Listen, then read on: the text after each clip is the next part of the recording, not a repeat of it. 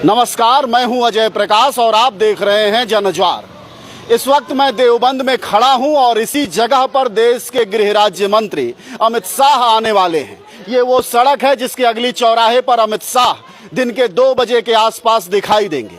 ऐसे में यहाँ की जनता से यह जानना जरूरी होगा कि उनका मूड क्या है, मिजाज क्या है, क्योंकि आजकल वह गृह मंत्री के मुकाबले नेता हो गए हैं। वह पर्चा बांट रहे हैं, तो आखिरकार इन पर्चों का क्या असर होगा यहाँ के समाज पर, लोग क्या सोचते हैं, इस बारे में बातचीत की शुरुआत करते हैं देवबंद के नागरिकों से। जी सर, बताइएगा, आज अमित शाह आने वाले हैं, आपका क्या प्रतिक्रिया है?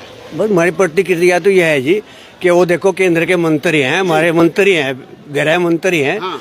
तो इसलिए भाई उनके स्वागत के लिए तो जो भी है सब ठीक है, मंत्री के नाते। और बाकी है जो भी जनता के साथ में है, वोट का तो हिसाब उन्हीं का है। नहीं, मैं ये समझना चाह रहा हूँ कि उनके ही विधायक थे उनकी पार्टी के इस वक्त, तो एक सवाल समझना चाहता हूँ कि आखिरकार देवबंद में बार बार हिंदू जीतता है, लेकिन बार बार भौकाल टाइट करके मुसलमान वाली जगह की छवि क्यों बनाई जाती है? अब इस बारे में तो जी इस बारे में तो देखो जी, ये जो विधायक जो है ना यहाँ पर हमेशा ठाकुर की सीट रही। कभी पहले 40-45 साल पहले मौली उस्मान एमएलए रहे यहाँ पर, तब सब भाईचारा बहुत ज्यादा था। अब रहे गृह मंत्री की बात, ठीक है, पार्टी है, पार्टी के नाते तो गृह मंत्री को आने है ना, उसके लिए चाहे हिंदू है मुसलमान, उसके लिए तो सब वेलकम, स्वागत है सबका। रही पार्टी की बात, वो जैसे पार्टी के हिसाब से होगा उसी के हिसाब से देखे। अब जो उनके नेता जो हैं, उनकी जो पार्टी है, जैसे वो कैराना पहले जाते हैं, फिर वो देवबंद आते हैं, तो ये पार्टी उनकी विकास पर बात क्यों नहीं कर रही है? वो कैराना देवबंद पर क्यों आ जा रही है? देखो 5 साल हो गए, कहीं भी चले जाओ यूपी में, किसी ने भी विधायक ने या एमपी ने कोई कार्य नहीं किया। इस 2 साल में तो किया ही किया नहीं। अच्छा, ब्रिजेश ने भी नहीं किया। 5 सालों में कुछ नहीं किया, तो जनता के रूम में भी नहीं आए। तब की विधायक है, उसका फर्ज है हिंदू मुस्लिम में सम्माना, लेकिन वो कहीं नहीं जाता, मतलब आते ही नहीं। आपको क्या लगता है क्यों चुनते हैं अमित शाह ऐसी जगहों को? देखो जी, सबसे पहले मैं कहना चाहूँगा आपको कि इन्हें इस चुनाव में बिल्कुल अपनी पूरी तरह से हार दिखाई दे रही है। ये पार्टी इस टाइम बौखलाई हुई है। सबसे पहले ये कैराने में इसने जो है ऐसे ही काम किए, पर्चे बांट रहे हैं उस अकेले नाहिद हसन के खिलाफ। ठीक है जी, दोबारा से देवबंद में आके यही करना है, इन्हें बिल्कुल हार निश्चित है इनकी। ठीक है जी, यहाँ सारे अखिलेश के समर्थक हैं, अखिलेशवादी हैं सारे, समाजवादी का नारा है, समाजवादी को जिताएंगे जी, हर हाल में गठबंधन जीतेगा यहाँ से। बिल्कुल क्लियर सीट निकल रही है हमारे यहाँ से। चलिए, अगर क्लियर सीट निकल रही है, कुछ और लोगों से समझते हैं, जो लोग भी बोलना चाहें बोल सकते हैं। ये सरकार बेसिकली विकास पर बात करनी चाहिए, चुनाव का वक्त आ गया है। कह रहे थे 5 साल हमने बहुत विकास किया है, तो विकास पर बात क्यों नहीं कर रही सरकार? विकास इनके पास है ही नहीं। हाँ, जो विकास है ही नहीं, पूरी यूपी में नहीं विकास है। जो अखिलेश के काम रुके हुए थे वो इन 5 सालों में इन्होंने थोड़े बहुत पूरे कर दिए। इन्होंने नई योजना तो कोई लाई नहीं है, तो हम तो अखिलेश को ही लाना चाहेंगे। तो ये बताइए, फिर भी लोग कह रहे हैं कि इससे सीट से बीजेपी जीत सकती है, उसकी क्या वजह है? देखिए, ये तो हर एक पार्टी का अपना अपना राय है। बीजेपी के नेता ये सोच रहे होंगे कि शायद बीजेपी जीत जाएगी, लेकिन फिलहाल इस पोजीशन में वो नहीं है। आप खुद समझ सकते हैं, अमित शाह जैसे बड़े नेता एक छोटे से कस्बे में आके प्रचार करने के पीछे कुछ तो उनका डर है जो कि बताया जा रहा है। और क्योंकि जनता जो है वो पूरी तरह से समाजवादी के साथ है यहाँ पर, तो वही डर है जो इतने बड़े नेता को इस जमीन पे उतार के लाया है। उससे पहले अगर आपने देखा होगा तो कोई बड़े नेता इस टाइप से कभी भी उनका ये नहीं हुआ है, यहाँ पे आना नहीं हुआ है। ये सिर्फ एक चुनाव का डर है जो उनको यहाँ पे लेके आया है इस वक्त। अच्छा, एक बात और कि आखिरकार वो डर क्या है? साहब जरा इनको भी आने दीजिए, वो डर क्या है? बीजेपी का क्या डर है जिसकी वजह से देवबंद तक इन्हें आना पड़ रहा है?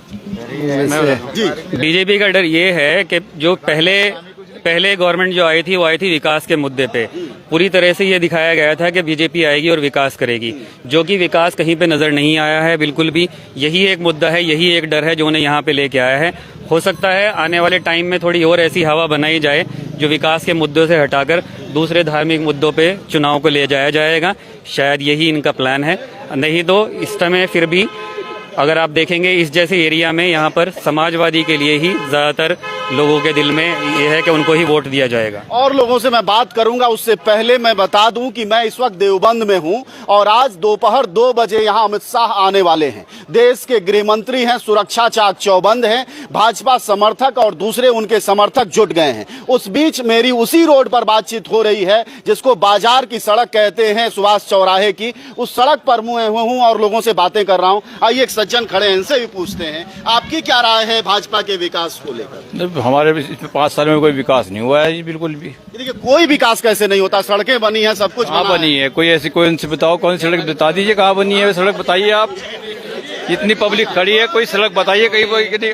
हमारे विधायक साहब 5 साल रहे हैं, 5 साल विधायक रहे हैं यहाँ तक कि एक बार भी अगर देवबंद में उन्होंने झाँक के देखा हो देवबंद में कोई किसी टाइम में आते ही नहीं है विधायक। नहीं, कभी भी नहीं आते देवबंद में विधायक, आते नहीं, और आते हैं तो अपने निकल के ऐसे चले जाते हैं, किसी से कोई मतलब ही नहीं है।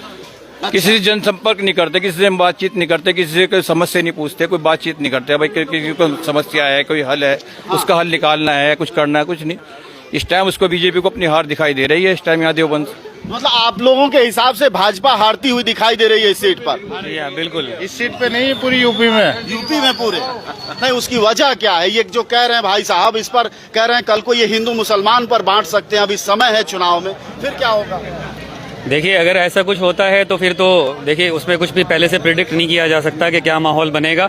अगर सिर्फ विकास के मुद्दे की और एक साफ सुथरी राजनीति की बात करें तो इस टाइम सपा जो है वो पूरे यूपी में, खासतौर पे इस इलाके में, इस सीट पर तो अच्छी अपनी स्ट्रांग पोजीशन में है। आइए कुछ नौजवानों से बात करते हैं, हालांकि हंसते हुए भागते नजर आते हैं कई बार, देखिए फिर भाग रहे हैं। आइए भाई साहब, आप ही आ जाइए आगे। ये बताइए कि आखिरकार इस सरकार ने युवाओं के लिए जो रोजगार के लिए किया है वो क्या किया है? आपके लिए क्या किया? हमारे लिए तो कुछ नहीं किया अब तक इन्होंने। 5 साल तो हो गए, अब चुनाव 5 साल हो गए, हम भी इंतजार में है कुछ करे हमारे लिए, लेकिन अब तक तो कुछ नहीं हो पाया, आगे भी इंतजार में रहेंगे। मोदी जी कहते हैं युवाओं की सरकार है, हम सबसे ज्यादा नौकरियां देते हैं। हमें तो मिली नहीं जी सर। सरकार। नौकरियां तो नहीं दी, लेकिन लाठी डंडे जरूर दिए। अभी आपने देखा होगा एनटीपीसी वाला जो केस हुआ है, उसमें सारे स्टूडेंट को बुरी तरह से पीटा गया, हालांकि ऐसा नहीं होना चाहिए था। दूसरी बात यह है, यहाँ जो अमित शाह आ रहे हैं, ये सिर्फ उन सीटों को जहाँ हिंदू मुस्लिम एक थोड़ी ज्यादा तादाद में है, उनको जो है हाईलाइट करने की कोशिश की जा रही है कि हिंदू मुस्लिम वाला केस बन जाए और सीट दोबारा से फिर बीजेपी आ जाए। सामुदायिक ध्रुवीकरण के लिए कर रहे हैं। आपने देखा होगा कि कैराना में, मुजफ्फरनगर और अब देवबंद को इन्होंने जो है चूज किया है, वो इसीलिए किया कि एक जो जनता का मूड है वो उनके दिलों में, उनके जहन में हिंदू मुस्लिम वाला फॉर्मूला डाल दिया जाए। हालांकि अब जनता समझ गई, वो फॉर्मूला समझ गई कि अब हिंदू मुस्लिम नहीं चलेगा, अब काम जो करेगा वही चलेगा। इसलिए आप यहाँ से देख लो कितने लोग खड़े हैं, सब जो है बता देंगे कि बीजेपी के जो विधायक, फिलहाल मौजूदा विधायक है ब्रिजेश कुमार सिंह, वो अभी तक आए ही नहीं, कोई जानता ही नहीं। अब सब हाथ उठा के दिखाओ, बताओ किसी ने ब्रिजेश को भी देखा हो कि कभी आए हो? बात से हाथ उठा लीजिए आप लोग। क्या आप लोगों ने विधायक को नहीं देखा पहले? मैंने देखा। अच्छा, कभी सुनो सुनो सुनो सुनो कभी आए हो किसी, जिस तरह इलेक्शन के टाइम आज आए हैं, आज ब्रिजेश जो है आए हैं, और वो भी इसलिए आए हैं क्योंकि बड़े नेता आए हुए हैं। अब जब वो चले जाएंगे उसके बाद फिर नहीं दिखाई देने के। दूसरी बात यह है कि हिंदू मुस्लिम अब नहीं चलेगा।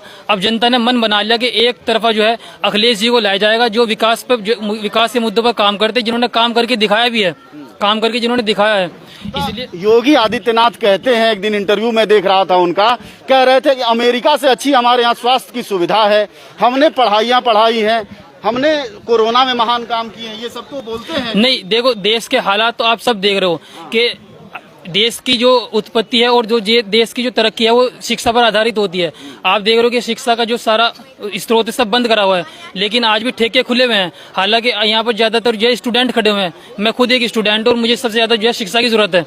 अपने परिवार को, अपने आप को एक अच्छा और अपनी देश की तरक्की के लिए शिक्षा की जरूरत है, ठेकों की जरूरत नहीं है। लेकिन इस देश के अंदर ठेके खुले हुए हैं और सारे शिक्षा संस्थान सब बंद हुए हैं, तो ये जो है एक ड्रॉबैक है इस गवर्नमेंट का। इसलिए हम सब ने मन बना लिया कि एक तरफा जो है इस सरकार को हराएंगे, और ये अमित शाह का आना ही इस बात की जो है ये दिखा रहा है कि ये बीजेपी जो हार रही है। अमित शाह मतलब इसलिए आ रहे हैं कि बीजेपी हार रही है, ताकत बताने के लिए, दिखाने। मैं बताता हूँ आपको, थोड़ा क्लियर करके बताता हूँ कि इतने बड़ा नेता का इतने छोटे शहर में आना इस बात की जो है दिखा रहा है कि बीजेपी की हार रही है, बिल्कुल निश्चित हार है। इसलिए आप जो है सब हाथ उठाकर दिखाओ कि भाई साइकिल वाले हैं या बीजेपी वाले हैं, हाथ उठाओ भाई सारे सारे, बताओ साइकिल वाले कितने हैं। चलिए कुछ वाली साइकिल पार्टी से फिर हम क्या कर सके? कुछ आओ बीजेपी से ही आए। ये देखिए कह रहा है बीजेपी जीतेगी। देखिए एक युवा है। पहली बात तो ये गृह मंत्री अमित शाह जी का देवबंद आक्रमण पर देवबंद वासियों की तरफ से बहुत बहुत हार्दिक स्वागत है जी। ठीक है। और ये इसमें हाँ भाजपा 300 पार जाएगी। 305 तो कोई बुराई नहीं है, वो आप जी। देंगे वोट तो जाहिर तौर पर जाएगी। मैं समझना चाहता हूं कि आप युवा आदमी हैं, नौजवान हैं, आपकी 20 बरस उम्र होगी। आपके लिए योगी सरकार ने जो छात्रों के लिए योजनाएं हैं वो क्या लेकर आई है? अभी 26,000 पुलिस की भर्ती निकाल ली है। अच्छा जी 26,000 पुलिस की भर्ती अभी निकाली है, जब सरकार जा रही है तो भर्ती कब होगी? भर्ती चाहिए, सरकार ने निकाली तो है ना। अभी बोल रहे कि ब्रिजेश को देखा, अभी ब्रिजेश विधायक जी इनके सामने घूम रहे हैं। अभी बोल रहे कि हमने देखा नहीं। देखिए क्या है कि अभी तो आज अमित शाह आ रहे हैं जी। नहीं, आप युवा हैं, मैं इस बात को समझना चाहूंगा कि आपने कहा 26,000 नौकरियां निकाली, पिछले 4.5-5 सालों में कितनी नौकरियां दी? कितना विकास कराया ये देख लो तुमने। बताइए इतना सड़क पर खड़े हैं, इसका विकास। ये देवबंद में हाईवे निकला है, देखो जाके तुम। देखिए हाईवे तो क्या है, तुम युवा हो, ये बात समझो, इस देश में हाईवे बनाना ठेकेदारों के लिए जरूरी है क्योंकि उससे कमीशन मिलता है। मैं नौकरियों की बात कहता हूँ। चलो महंगाई पर आओ, तुम ये बताओ कि महंगाई की क्या हालत है? महंगाई कितनी भी हो जाए वोट बीजेपी को जाएगी, बीजेपी जीतेगी। अच्छा ये देखो लॉजिक की बात नहीं हुई ना। देखो तर्क एक चीज होता है, एक तर्क वाली चीज होती है। तर्क बताओ। और आने वाले समय में योगी मुख्यमंत्री आदित्यनाथ जी आने वाले समय में प्रधानमंत्री बनने जा रहे हैं। नहीं वो तो ठीक है, तुम्हारी इच्छा, हमें कोई दिक्कत नहीं है। चौथे सवाल ये समझना चाहेंगे हम कि ये बताओ कि मोदी सरकार ने कितने सरकारी संस्थान बेच दिए? सरकारी संस्थान बेच दिए। पूछ रहा हूँ मैं, तो सवाल है, पता है? कुछ बचा तो बेच दे, 12 थोड़े बेच दे। किस क्लास में पढ़ते हैं? मैं 12th पास हूँ। 12वीं में पढ़ते हैं। ये बताइए 12वीं में कहा जाता है कि जो है समाज में, नागरिक शास्त्र पढ़े होगे ना, तो नागरिक शास्त्र में कहा जाता है कि समाज में सद्भाव रखना चाहिए। तो अमित शाह जो है वो कैराना जाते हैं, विकास पर कोई बात नहीं करते। कि कितना विकास चाहिए और कितना विकास चाहिए? तो मुद्दा चुनाव में वोट मांगे ना विकास पर कि हमने विकास किया। अभी बोल रहे कि छोटे शहर मारे, देवबंद छोटा शहर है। छोटे शहर माना जा रहा है देवबंद नहीं। तो फिर ये बोल रहे कि देवबंद छोटे शहर में अमित शाह जी आ रहे हैं। इस सवाल का जवाब नहीं दे रहे हैं ना। मैं ये समझना चाह रहा हूँ कि सरकार ने, भारत सरकार जो है वो सरकारी संस्थान बेच रही है, अच्छी बात है या बुरी बात है? नहीं वो गलत बात है। गलत बात है जी। मानते हो जी। सरकार के समय में बेरोजगारी, बीजेपी से हो, समाजवादी पार्टी से हो, बीएसपी से हो, जो गलत है तो गलत है। ये बताओ बेरोजगारी सरकार में बढ़ी है कि घटी है? घटी है। घटी। आप लोग भी मानते हैं घटी है? नहीं बिल्कुल नहीं घटी, महंगाई तो बढ़ रही है। आप आगे जाके पता करो, कुछ वहाँ बताए चले गए। वहाँ भी चल सही कह रहे हो भाई। जी भाई साहब आए हैं जी। पहले भैया जी इनकी सबकी सरकारी नौकरी थी, इन बीजेपी ने इन्हें रिटायर कर दिया। सबकी सरकारी नौकरी थी पहले। सारे बैठे थे कलेक्टर की कुर्सी पे। और देवबंद में इतनी गुंडागर्दी थी, सरेआम सुनार के गोली मार के भाग गए। भाई गुंडागर्दी तो देखो जी इतनी है यहाँ। गुंडागर्दी राज खत्म करने की बात जो कर रहे हैं, गुंडागर्दी इतनी हो गई जी। परसों ही हमारा एक घेर है, यही हमारे चाचा की एक भैंस खुल गई, एक गाय खुल गई। परसों की बात बता रहा जी, कोई प्रशासन सुनने को तैयार नहीं है, कोई कुछ नहीं है। अच्छा एक बात भाई बताइए, इतनी गुंडा आ जाए। देखिए भाई साहब से बात करते हैं। ये बताइए कि उत्तर प्रदेश में सबसे ज्यादा देश में दलितों पर अत्याचार है, ठीक है? मैं खुद दलित हूँ जी। दलित है ना? बहुत बढ़िया, बहुत बढ़िया। अब आप बताइए कैसे अत्याचार है? दलितों पर कोई अत्याचार नहीं है। है भाई साहब, तुम्हारे पे बताओ। मैं खटीक समाज से हूँ, दलित माँ है खटीक समाज। मैं खुद दलित हूँ। ये अत्याचार हुआ हमारे पे इतना अत्याचार है बेतू का, हम खुलेआम घूम रहे। नहीं, ये बताओ कि आंकड़े जो कहते हैं उसके हिसाब से होगी। अब आपके घर अगर रेप नहीं हुआ है, इसका मतलब कि उत्तर प्रदेश में रेप नहीं हुआ, ऐसा नहीं है। इनकी भैंस लूट गई, इनकी भैंस लूट गई तो इस सरकार एक मिनट, अगर इनकी भैंस लूट गई तो इसका मतलब ये तो नहीं किसी की भैंस नहीं लूटी, आपकी नहीं लूटी। नहीं। मैं आंकड़ों की बात कर रहा हूँ। जो गलत बात है वो गलत बात है। अगर ये गलत बात है तो इतने दलित जो है विधायक क्यों छोड़ के बीजेपी भाग रहे हैं? वे जो हैंगे जी, मैं इसमें बीजेपी में भी किसी को छोड़ के ही आए थे, अभी सभी छोड़ के जा रहे हैं। उनका काम ही यही आएगा कि सत्ता का मजा लो और निकल लो। अच्छा ये बताओ, दलितों को इस बीच महंगाई से कोई दिक्कत नहीं हुई है जी? दलित को महंगाई से समस्या नहीं है? महंगाई तो देखो जी सबके लिए आएगा। सरकार सबके लिए काम कर रही है।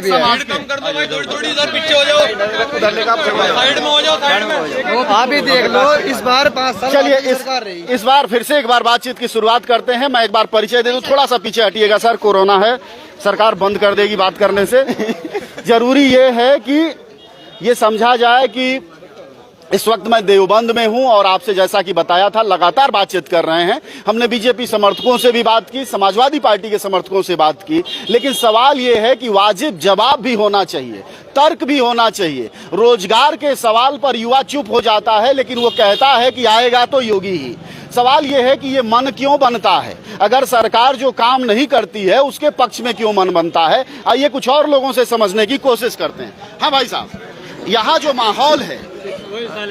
माहौल है उससे ये लगता है कि मुसलमान और हिंदू वोटों का बंटवारा बहुत क्लियर कट है। ऐसा क्यों हो जाता है राजनीति में? बस ये भारतीय जनता पार्टी जो है ये खास तौर पर किसी एक वर्ग की रहनुमाई करती है, इसलिए जो है हिंदू मुस्लिम का बंटवारा हो जाता है।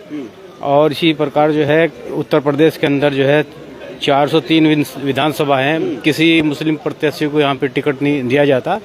तो ये भारतीय जनता पार्टी का जो है सही नीति नहीं है। और जब भारतीय जनता पार्टी भाई समाजवादी पार्टी ने भी नहीं दिया है, समाजवादी पार्टी ने और सीटों पे काफी मुस्लिम कैंडिडेट दिए हैं। और यहाँ क्यों बचती है? यहाँ इसलिए कि हिंदू मुस्लिम का जो है समीकरण बहुत अच्छा है, इसलिए समाजवादी पार्टी की कामयाबी के लिए यहाँ से जो है ठाकुर समाज को जो टिकट दिया है और इसका जो फायदा मिलेगा और भारतीय जनता पार्टी को जो है। लेकिन अगर जो है बीएसपी की तरफ जो है बीएसपी भी खड़ी कर रही है, बीएसपी ने अगर वोट काट लिया फिर क्या होगा? नहीं, बीएसपी की तरफ किसी पब्लिक का कोई रुझान नहीं है। बीएसपी के जो दलित वोटर है वो भी समाजवादी पार्टी की तरफ भी समर्थन है उनका यहाँ पर।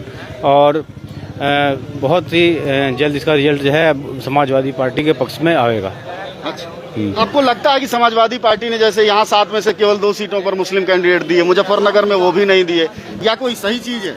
नहीं, ये इनकी जो है सोची समझी नीति के तहत जो है दिए हैं और इसका जो है समाजवादी पार्टी को जो है फुल फायदा मिलेगा, क्योंकि मुस्लिम प्लस जो है जो अदर वोट जो है हिंदू वोट जो है समाजवादी का वो साथ में मिलेगा और इससे बहुत फायदा मिलेगा समाजवादी पार्टी को। इससे कोई नुकसान नहीं होना किसी तरह का। अब आइए इस सीट की बात करिए। यहाँ जो आपके साहब अभी विधायक हैं, क्या नाम है उनका? ब्रजेश सिंह। वो ब्रजेश सिंह क्यों हारेंगे, उसकी क्या वजह आप मानते हैं? ये जो है पब्लिक से जो है काफी दूर रहे, किसी तरह के कोई फंक्शन में, शादी पार्टी या कोई डेथ या किसी तरह के फंक्शन में सम्मिलित नहीं होते थे और न ही पब्लिक के मीटिंग के अंदर शामिल रहे और किसी तरह का डायलॉग जो है पब्लिक के साथ इनका नहीं राबता रहा। इसलिए जो है हिंदू वोटर इनके सख्त खिलाफ है, खास तौर पर इनकी जो बिरादरी ठाकुर वो भी इनके खिलाफ है। इसलिए इनका जो है यहाँ पर जो कामयाब होना बहुत मुश्किल है। चलिए, एक नौजवान पीछे आया एकाएक। भाई किसको वोट देने वाले हो? तो होया नहीं जा रहा, बता दो। अभी वोट नहीं बने जी। आज अभी वोट नहीं बना। मिजाज किधर है, मूड किधर है, मन किधर है, कौन जीत जाए? किसको जिता रहे हो? गांव में नारा किसके पक्ष में लगा रहे हो? अरे गांव में नारा तो जी समाजवादी का आरएलडी की तरफ से लगा रहे हो।